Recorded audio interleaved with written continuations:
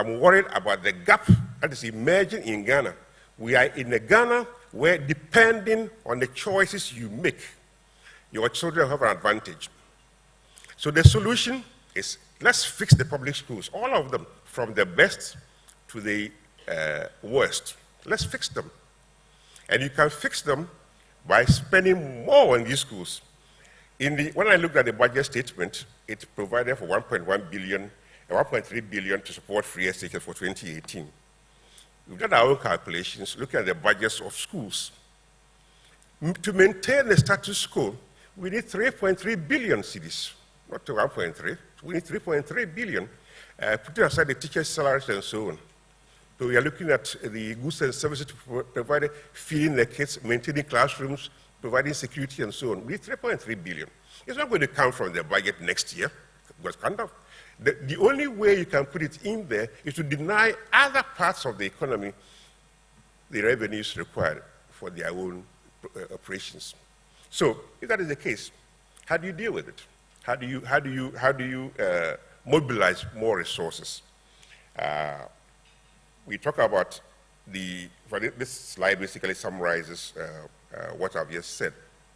I believe that in order for us to meet the requirements and the challenges ahead, we need all to contribute. And I talk about bringing the infrastructure in through partnerships with the private sector. Science labs need to be modernized. The labs that we have in our schools are antiquated. We need modern, smart labs in order for our kids to compete with the Koreans and the Singaporeans. And the government can't afford it. The Ghana government can't afford it. So we need partnership with the private sector to bring in these things. How do we structure them? That can be discussed. Of course, parents have to contribute. I know that the GES is averse to parents' contribution. By telling parents, don't make any contribution through fees, you are putting aside 60% of all that they need to make those schools run. For what reason? I haven't seen around the world any school, boarding school, where you go to for free. I haven't seen it, except in Ghana today. How do you tell somebody, go to Wesley Girls, go to Infantipum, eat 3 times a day, but don't pay anything? I'm worried about that. I am concerned that in our haste to provide a free SHS, we are not taking into account all the principles that we should be. There's nothing wrong with taking from the rich to pay for the poor. There's nothing wrong with it. The Bible even supports that.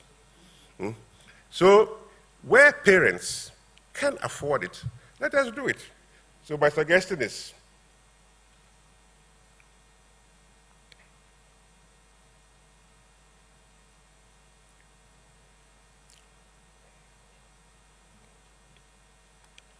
we need to target.